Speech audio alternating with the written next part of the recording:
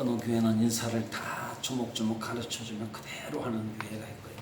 안 가르쳐줘도 알아서 잘 지내셨습니까? 죽지 않고 오셔서 감사하고 예배 함께 하셔서 기쁘고 그렇게 인사하는 교회도 있고.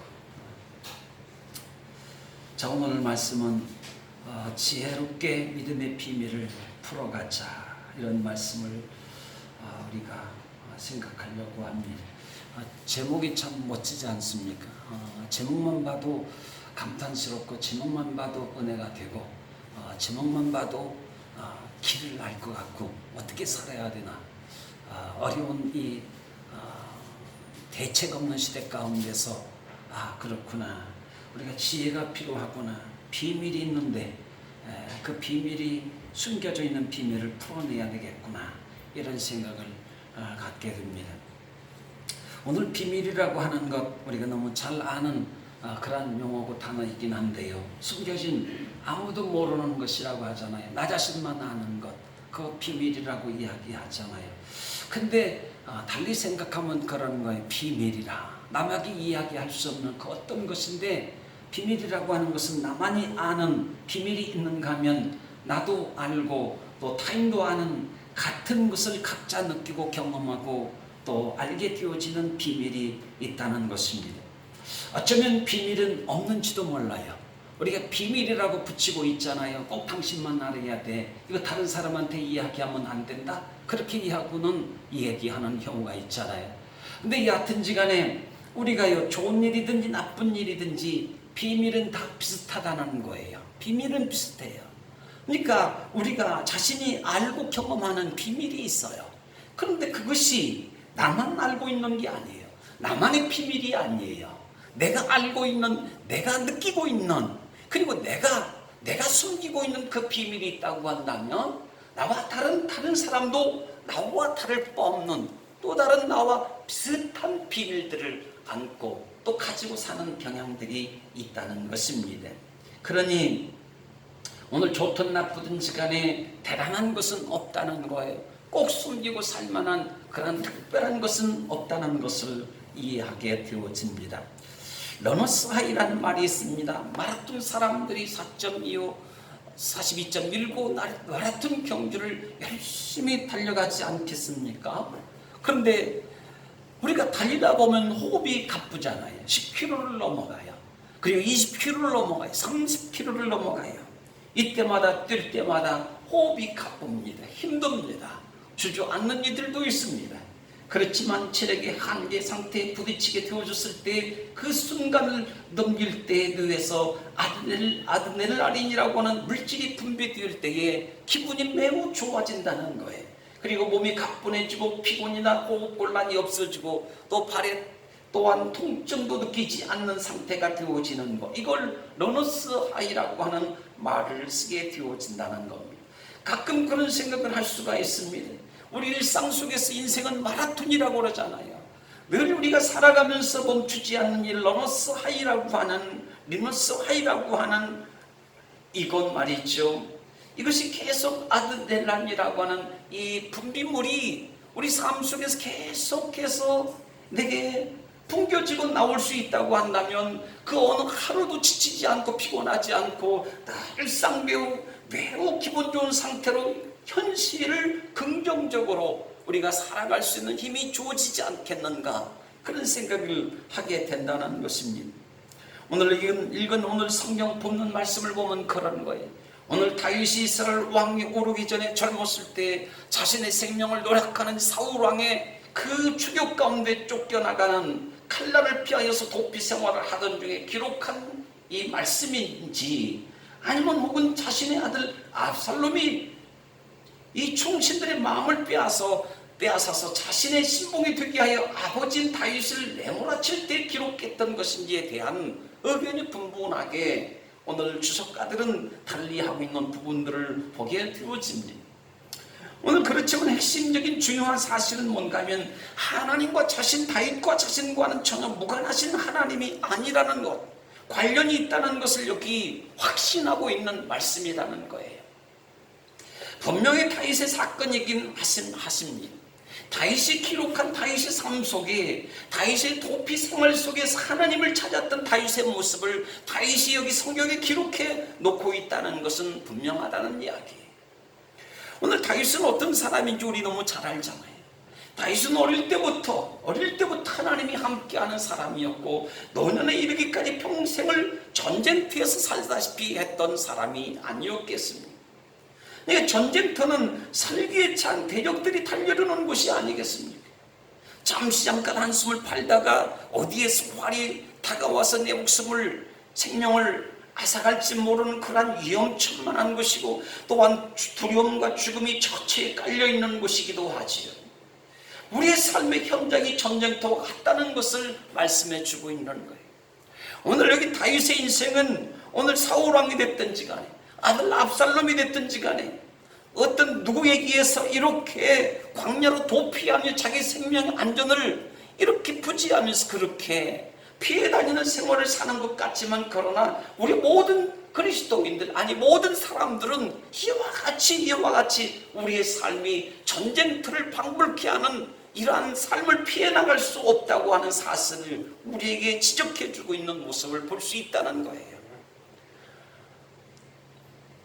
그러니 이와 같은 어려움 속에 이러한 전쟁과 전쟁터와 같은 우리의 하루하루 삶을 어떻게 이겨내고, 그저 단순하게 하루 살고 단순하게 이러한 현재의 삶의 일기 가운데 있을 때 이것을 한번 피해가는 것으로 끝나는 것이 아니고, 이렇게 코로나19로 인해서 어려움이 처해 있다고 하여서 한번 이 길을 한번 벗어나면 새로운 좋은 날이 오겠지 막연한 이런 것이 아니고, 우리 삶은 지금도 마찬가지지만 내일도 마찬가지라는 거예요. 오늘 지나온 세월들 우리가 돌이켜보면 그렇잖아요. 오늘의 삶과 어제 또 내일이 다가오는 그 삶과 비교해 본다면 내일이 또 더 좋으리라고 우리가 그렇게 기대할 수는 있지만, 그러나 내일이 오늘보다 더 좋다고 꼭 굳이 말할 수는 없지 않습니까? 어제가 더 좋을 수도 있는 거예요. 어제의 아픔, 오늘의 아픔이 들 수 있는 여지가 매우 크다는 것을 우리에게 가르쳐 주는 거 아니겠습니까? 그러니까 오늘 우리 삶 속에 다윗이 쫓겨다니는 인생처럼, 광야의 전쟁통에 있는 인생처럼 말이죠, 그렇게 고달픈 인생 속에 이 삶이 우리의 삶을 붙들고 있다고 한다면, 이 삶 속에서 끊임없이 거기에서 그 안에 맴돌듯이 그렇게 살아가야만 되는 인생살이라고 한다면, 오늘의 아픔들이야 이거야 우리가 능히 이것과 싸워서 대적하고 이걸 이겨내야 되는 것이 아니냐 하는 것이에요.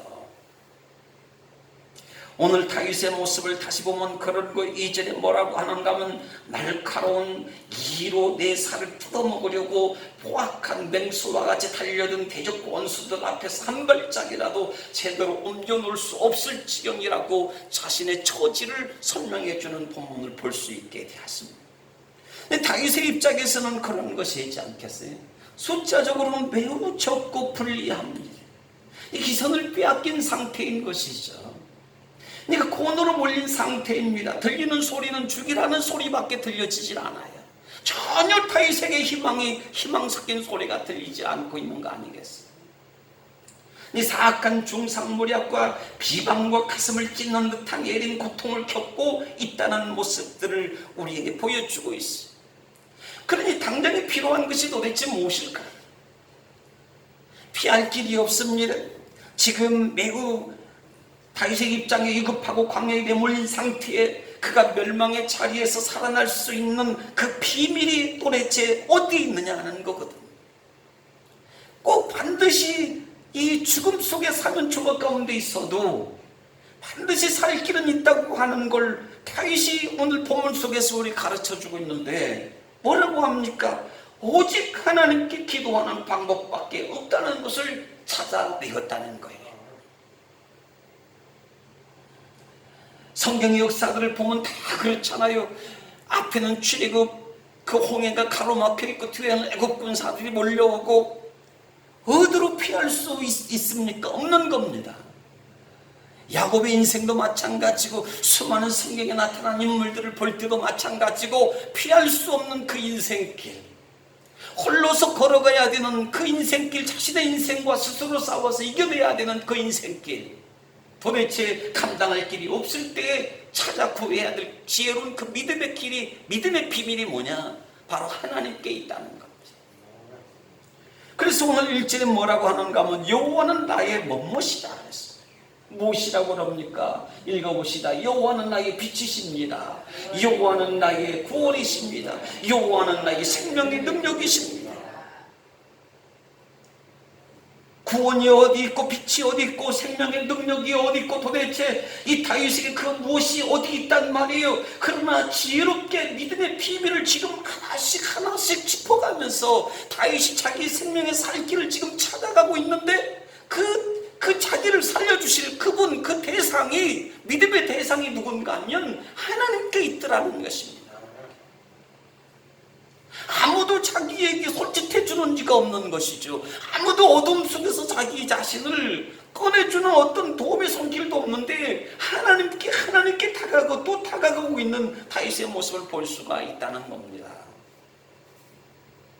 오늘 다윗은 그래요. 생명의 죽음 가운데서 안전과는 동떨어진 상태였어요. 먹구름도 이런 먹구름이 없어요. 수습 불가능한 이 버려진 상태에서 누구도 도울 수 없는 단절된 상태가 아닙니까? 그래서 여호와는 지금 나와 함께 계신다.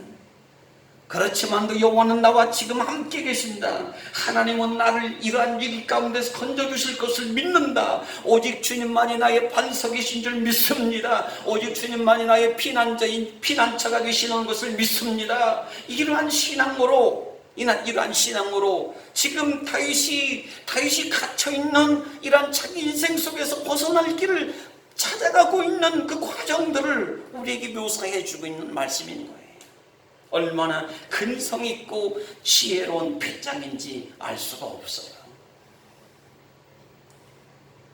그냥 멈춰버리자, 그냥 여기에서 그래, 내 인생은 여기에서 마지막이고 내 인생은 여기서 끝나는 거 아닌가? 자포자기 이런 것들이 아니었어요.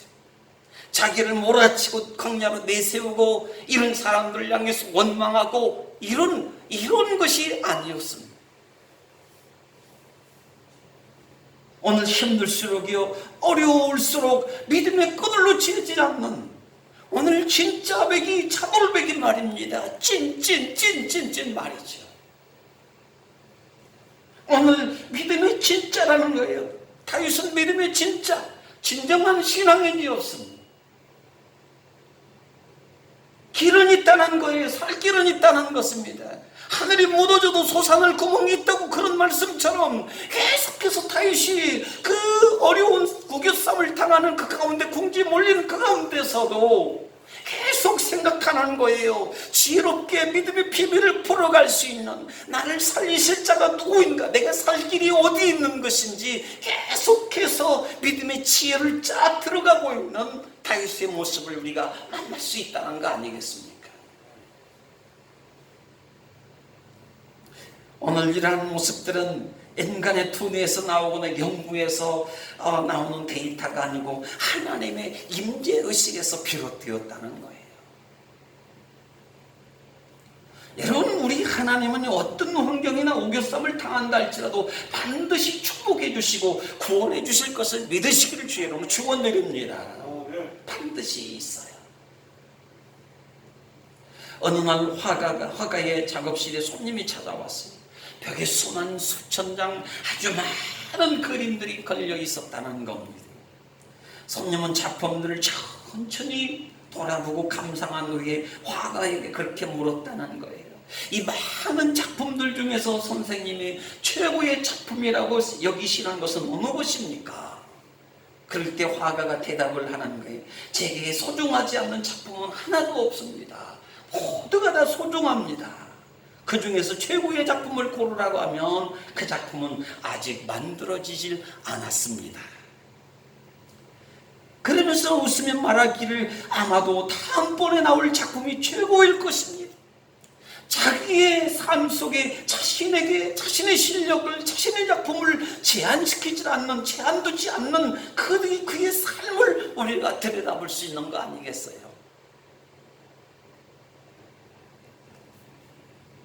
오늘 화가의 삶에 대한 애티튜드, 그의 삶의 태도는 오늘보다는 내일이, 지금보다는 나중에 나아질 것이라고 하는 확신을 갖고 있는 믿음이었다는 겁니다.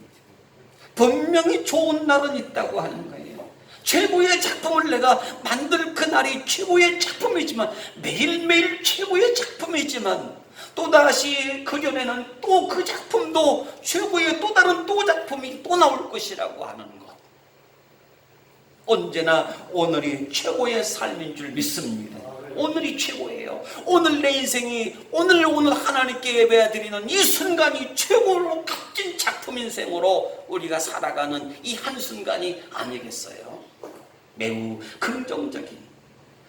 긍정적일 수밖에 없는, 긍정적인 사람은 자신의 삶에 적극적일 수밖에 없다는 이야기예요. 여러분, 하나님 없는 인생은 어떤 사람이에요? 그야말로 부정적일 수밖에 없는 거예요. 부정적일 수밖에 없는 거예요. 작은 일이나 큰 일이나 더할 나위 없이요, 쉽게 당황해요. 믿음의 비밀을 찾아가는 지혜를 놓아버리는 사람과 같다는 거예요. 절대로 이것은 놓으면 안 되거든요. 놓으면 안 돼요. 오늘 신앙인의 긍정이라고 하는 것은 무엇을 가리키는 것일까요? 로마서 오늘 13장 11절에 말씀하세요. 우리 함께 읽어보시게요. 또한 너희가 이 시기를 알거니와 자다가 깰 때가 되었으니 이제 우리의 구원이 처음 믿을 때보다 가까웠습니다. 구원이 가까이 왔다는 겁니다. 아직 구원의 날이 먼 게 아니에요. 아니, 종말이 다가왔다는 것, 가까이 다가왔다는 걸 말씀하시지 않아요. 종말은 아직 멀리 있다고 생각을 해요. 종말은 아주 멀리. 근데 구원의 때가 가까이 왔다, 종말이 다가왔다. 오늘 종말 속에 이 어려운 혼란 가운데 예수 구원을 선택하시는 오늘 성령님의 간섭하심이 따르기를 주의 이름으로 축원드립니다. 구원의 때, 종말의 때 뭘 선택할 것인지를 우리에게 묻는 거죠. 오늘날 문 닫는 교회가 많아지고 있어요. 왜 문을 닫아야 되는 거예요? 왜요? 교회가 도대체 무엇일까요? 교회가 누가 세워주시는 것일까요? 교회는 교회 안에 있는 성도님들이, 하나님을 믿는다고 하는 그리스도인들이 그 한 사람 한 사람이 모여서 함께 모여서 예배드리는 그 공동체, 부르심을 입은 그 사람들이 함께 어울려서 모이는 그 단체, 그 거룩한 공동체, 그 성도들이 바로 교회인 거 아닙니까? 오늘 코로나19 때문에 예배를 안 드리겠다고, 물론 조심해야 됩니다. 왜 교회가 문을 닫는 사태까지 벌어지고 있는지, 오늘 문 닫는 교회 많아져. 다시 말하면 성도들의 믿음이 자꾸 옅어지고 얇아지고 희미해지고 구원의 확신에서 멀어지고 있다고 하는 것. 종말의 때는 다가오고 있고 지금이 바로 구원의 때인데, 지금 이 시련 가운데, 이 아픔 가운데서, 이런 시기 속에서 여기에서 하나님의 은혜를 경험하고 하나님의 능력을 경험하고 하나님을 향해서 하나님 나를 구원하실 것을 믿는 믿음의 지혜를 우리가 누리고 살아야 되는데, 더더욱 하나님께 매달리고 말입니다. 하나님, 내 믿음이 식어지지도 않게 도와주시고 내 믿음이 더 뜨거워지게 도와달라고, 더 하나님을 더 가까이 할 수 있는 이런 은혜가 따라올 수 있기를 간절히 바랍니다. 그런데 이 믿음이 자꾸 식어지는 건 웬 말이에요? 사실상 말하자면 그런 거 아닙니까? 예수님이 골고다 언덕길 올라가죠. 십자가 지고 올라가시잖아요. 예루살렘으로 올라가잖아요. 근데 예수님은 올라가시는 게 아니에요. 사도 바울도 아시아의 중동, 유럽, 그 팔레스타인 지역을 계속 전도하면서 그 인생 마지막 전도 길 가운데 예루살렘으로 가면 반드시 분명히 붙들려서 죄인의 표를 받게 되어지고, 그리고 재판 자리에 서게 되어지고, 로마까지 끌려가게 되어지고, 그리고 순교와 죽음이 다가올 터인데, 근데도 예루살렘으로 올라가요. 예루살렘으로 올라가요. 오늘 그리스도인들이 오늘 시대를 살아가지만, 이 아픔, 어려운 혼란스러운 시대를 살아가지만, 그리스도인들이 올라가는 그 방향 분명히 그 장소가 어디인 것을 우리가 가르쳐주고 있는 거예요. 바로 그 겟세마네 골고라 십자가의 언덕길로 예루살렘 그 이스라엘 민족의 도시 중앙을 통과하고 코로나의 중심을 통과하고 어디로 돌아가는 그 골고다 칼보리 십자가의 언덕으로 지나가는 그 십자가의 길로 지나가는 반드시 그리스도인들은 바로 예루살렘을 통과하는 그 십자가의 골고다 길을 반드시 우리는 피할 수 없는 그 길을 반드시 좁은 길을 가야 하는 우리의 믿음의 길이 아니냐 하는 겁니다.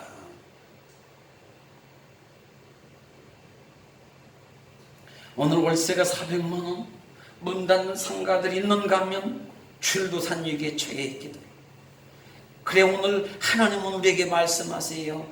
깨어라 깨어라.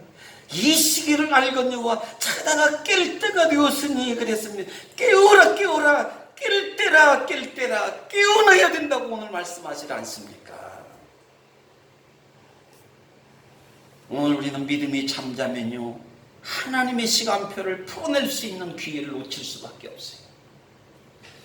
분명히 이러한 코로나19의 이러한 재앙 속에 질병 속에서요 분명히 하나님이 일하시는 하나님의 이 자급하시는 섭리가 분명히 담겨 있을 거라는 것입니다. 이것을 우리가 기도하고 묵상하고 추적하고 오직 하나님 나를 통해서 이 시대가 교회가 할 일이 무엇인지 그리스도인 한 성도로서 하나님 앞에 어떤 자세의 모습으로 우리의 모습을 세워나가야 될지 이러한 것을 가져야 되는데 믿음이 잠자면 이게 되겠느냐는 거예요. 깨어라 깨어라 깨어나라. 오늘 하나님이 아니면 인간의 편리주의는 계속해서 타협점을 찾게 되었죠. 그래서 안간힘을 쓰게 되어 있다는 겁니다. 자신 안에 부정과 열등의식이 차오르게 되어 있어요. 더 수월하고 더 문제없이 갈등 없이 모든 것이 순탄하게 잘 될 것 같은데 그렇지 않다는 거예요. 하나님을 더 어려울 때 위기 때 밀착하고 하나님을 더 가까이 나가는 이런 믿음의 승리를 가져와야 되는데 그렇지 않냐면 하나님을 조금 하나님을 조금 멀리 한다고 해서 거기에 뾰족한 수가 나오겠느냐. 더 부정과 열등의식이 차올라요. 하나님에 대한 믿음이 아니라 내 안에 자만의 긍정이 나올 수밖에 없습니다. 자만의 긍정이 올라오게 되죠. 이것은 뭐냐면 곧 불행을 가져오는 빌미를 제공해주는 실패와 좌절로 자신을 내던지는 것과 같다는 것입니다. 자기를 내던지는 거예요. 아니 믿음의 연약한 환경 가운데 나를 던지는 거예요. 환난 속에 나를 오히려 던지는 거예요. 질병성 오히려 나를 던지는 거예요. 하나님 앞에 이 환난과 질병의 시대에 하나님 앞에 나를 가지고 와야죠. 엎드려 은밀하게 기도할 수 있어야 되죠. 비대면 예배를 드린다 할지라도 말입니다. 더 그리스도인들은 세상과 맞서 싸우는 이 고난과 맞서 싸우는 야곱이 압복강에서 그렇게 하나님과 그 앞에 있는 예수 형을 앞에 두고요 그 길을 어떻게 헤쳐나가나. 21년의 세월의 축복을 하나님이 주셨는데 이걸 다 잃어버릴 수도 있고 자칫 잘못해서 예수 형에게 그야말로 일망타진을 당하는 다 온 가족이 죽게 생겼는데 모든 걸 빼앗기게 생겼는데 이때 어떻게 하느냐 말이죠. 이때 돌아갈 수 있나요? 그게 안 된다는 거예요. 문제 속으로 그리스도인은요 빛이라고 그러잖아요. 불나방들은 어디를 좋아합니까? 불나방들은 빛을 좋아하잖아요. 그리스도인들은 너희는 세상의 빛이라 소금이라. 어려우면 어려울수록 더더욱 그 속에 들어가는 거예요. 예수님의 사람들이 시대 고난을 짊어지고 가는 거예요. 시대의 아픔을 짊어지고 나라와 임금을 위해서 기도하라고 말씀하잖아요. 그게 다 누구를 위하는 거예요? 우리 자신을 위해서 하는 거예요.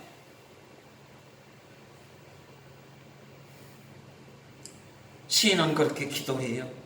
오늘 8절에 기도하는 내용이 나옵니다. 우리 8절 한번 읽어봐요. 너희는 내 얼굴을 찾으라 하실 때 내가 주의 얼굴을 찾으리이다 하였나이다. 오늘 3절에는요, 군대가 나를 대적하여 진칠지라도 내 마음이 두렵지 않다. 전쟁이 일어나 나를 치려 할지라도 나는 여전히 평안하리라. 얼마나 아름답고 고귀한 믿음입니다. 다윗은 계속해서 오늘 본문 속에 들여다보면 그러는 거예요. 하나님의 집을 계속 생각하고 갈망하고 하나님 집에서 살고 싶습니다.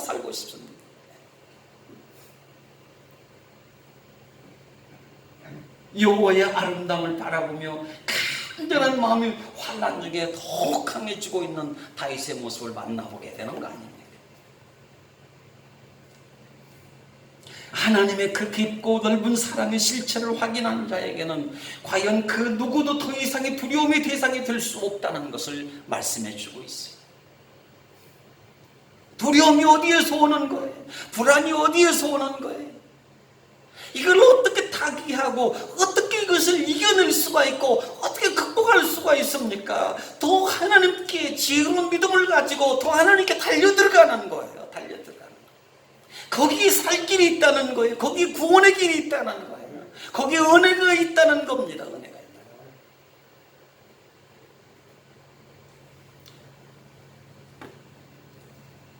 진실로 하나님을 위하는 자, 하나님을 향하여 진실로 믿음을 가지고 하나님 얼굴을 찾는 자에게는요, 그 누구도 대적자가 없는 평안함이 주어진다는 이 약속을 붙잡기를 주의 이름으로 축복드립니다. 하나님께 평안이 있습니다. 한번 고백하십시다. 하나님께 평안이 있습니다. 하나님께 평안이 있습니다.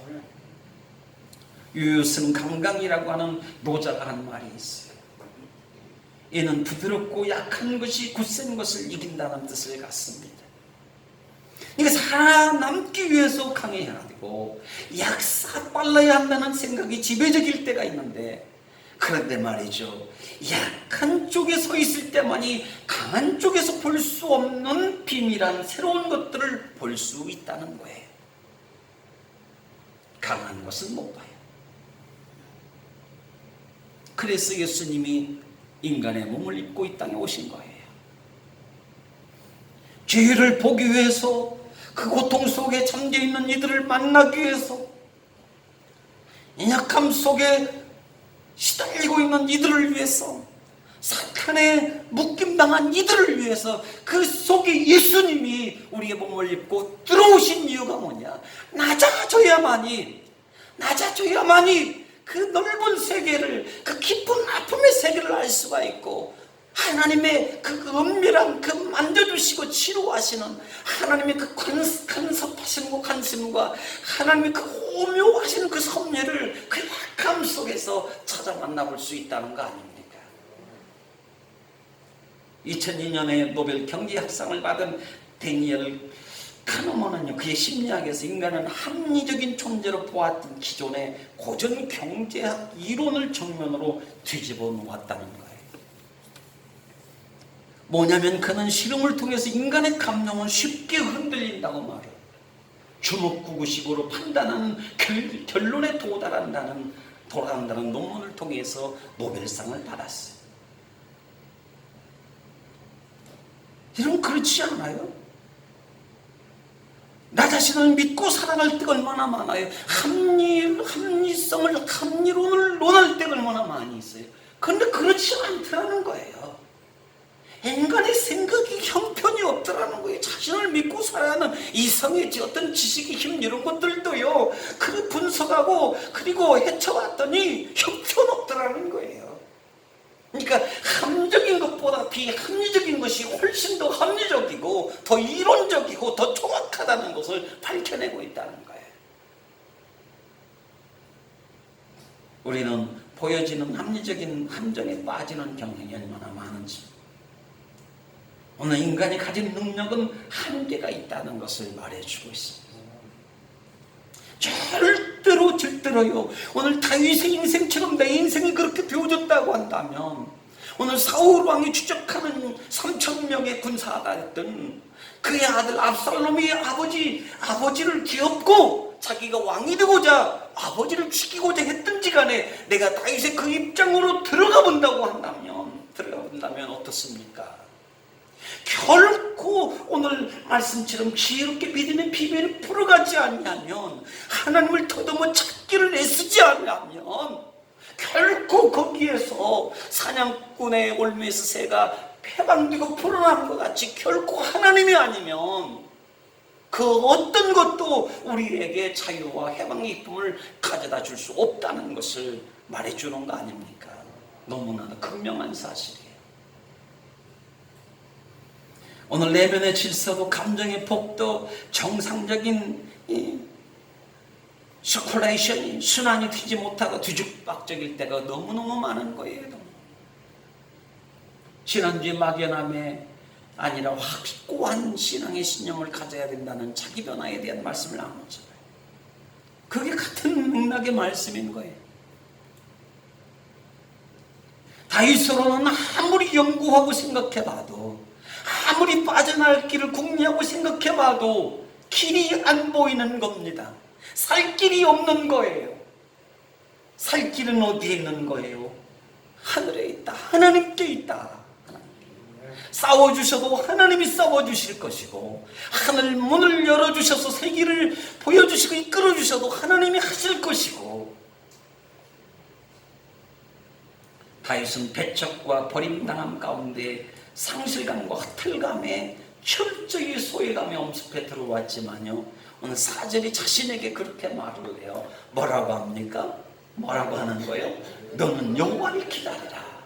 강하고 담대히 여호와를 기다리라고 그랬어요.